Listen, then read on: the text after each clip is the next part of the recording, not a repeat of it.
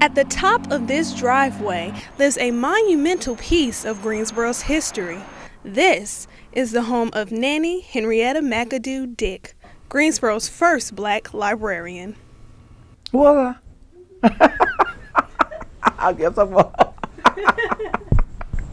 Oh, me, I guess I was. Yeah. Born on August 31st, 1919, to a truck driver and a stay-at-home mom, Mrs. Dick was the youngest girl in her family, but that didn't stop her from being the first to graduate college, earning a degree in elementary education in 1942. Yeah, well, I went to Bennett College, that's all, and got an education. But they said you want to learn how to live and get along with people and share by living on the campus. These morals she learned while at Bennett and after teaching in Rockingham and Lenoir County schools helped to prepare her for the next journey of her life, which was becoming the librarian of the bookmobile at Carnegie Library. Well, we went for community, and I had firebox that registered the kids and the adults, whoever wanted to register, so they could check out books. The bookmobile was like a lifesaver, you know. You were able to get books for your kids to read, and you know, and it was just an exciting time to be able to get those books because we didn't have access. We weren't allowed in the public library downtown. And after working the bookmobile, Mrs. Dick went on to be the first black librarian at that library downtown. And I can remember seeing her downtown.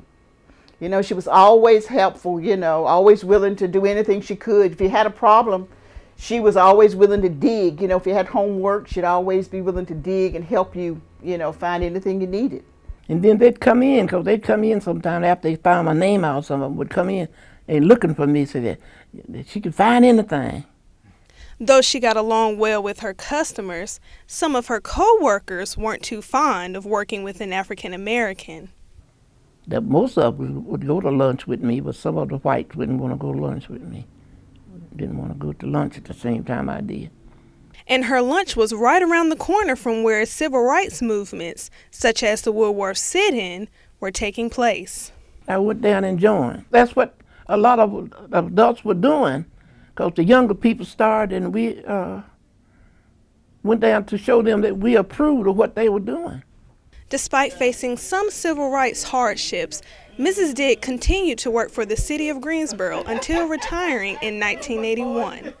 However, she continued her work with young people through her church and is still an active alum of Bennett College.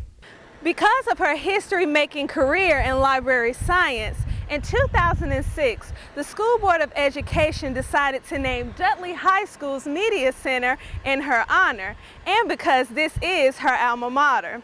Now, to her, this honor should send a particular message to today's youth.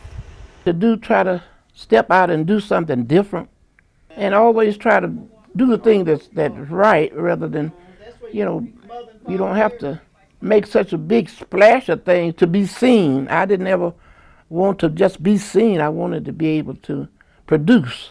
In Greensboro, I'm Lauren Everett.